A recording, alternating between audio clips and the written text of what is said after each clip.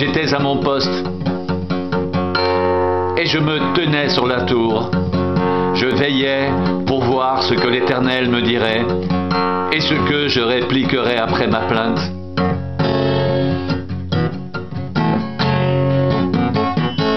L'Éternel m'adressa la parole et il dit: écris la prophétie, grave-la sur des tables, afin qu'on la lise couramment, car c'est une prophétie dont le temps est déjà fixé. Elle marche vers son terme et elle ne mentira pas.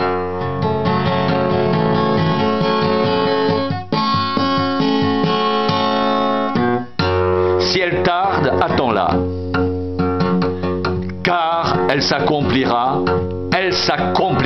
certainement.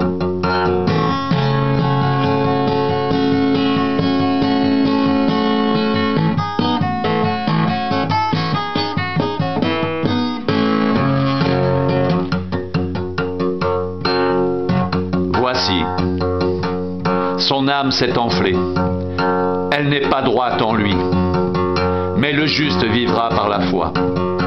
Pareil à celui qui est ivre et arrogant, l'orgueilleux ne demeure pas tranquille, il élargit sa bouche comme le séjour des morts, il est insatiable comme la mort, il attire à lui toutes les nations, il assemble auprès de lui tous les peuples. Ne sera-t-il pas pour tous un sujet de sarcasme, de raillerie et d'énigme? On dira: malheur à celui qui accumule ce qui n'est pas à lui. Jusqu'à quand?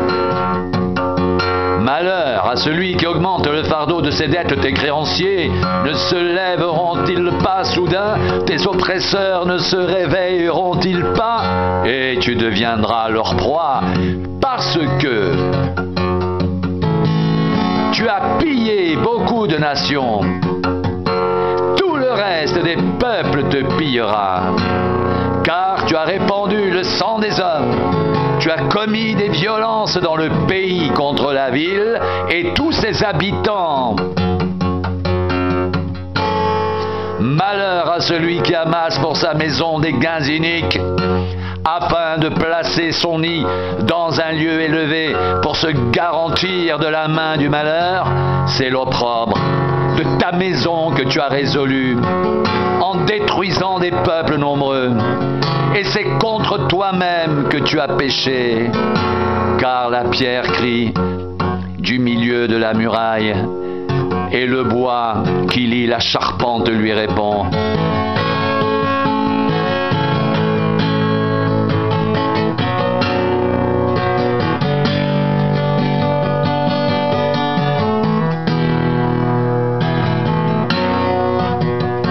Malheur à celui qui bâtit une ville avec le sang, qui fonde une ville avec l'iniquité. Voici, quand l'Éternel des armées l'a résolu, les peuples travaillent pour le feu, les nations se fatiguent en vain, car la terre sera remplie de la connaissance de la gloire de l'Éternel, comme le fond de la mer par les eaux qui la couvrent.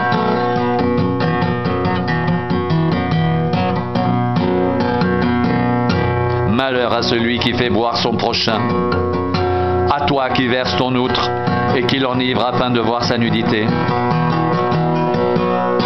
Tu seras rassasié de honte plus que de gloire. Bois aussi toi-même et découvre-toi. La coupe de la droite de l'Éternel se tournera vers toi, et l'ignominie souillera ta gloire.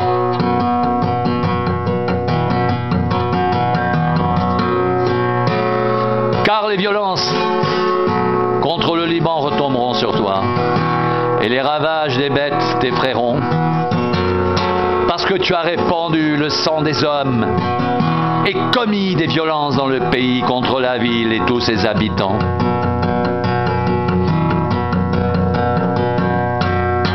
À quoi sert une image taillée pour qu'un ouvrier la taille?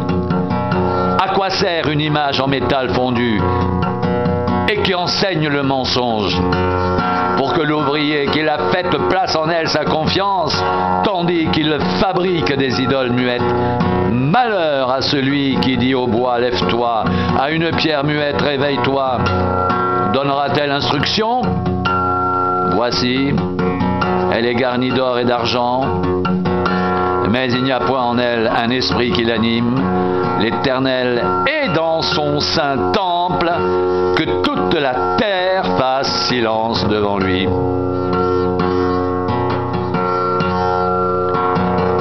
L'Éternel est dans son saint temple, que toute la terre fasse silence devant lui. L'Éternel est dans son saint temple, que toute la terre fasse silence devant lui.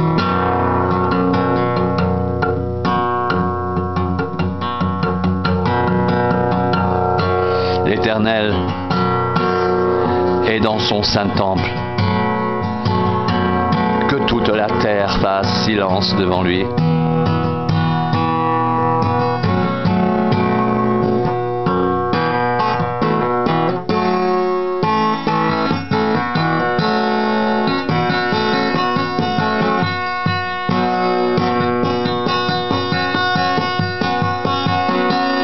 Car la terre sera remplie de la connaissance de la gloire de l'Éternel, comme le fond de la mer par les eaux qui la couvrent.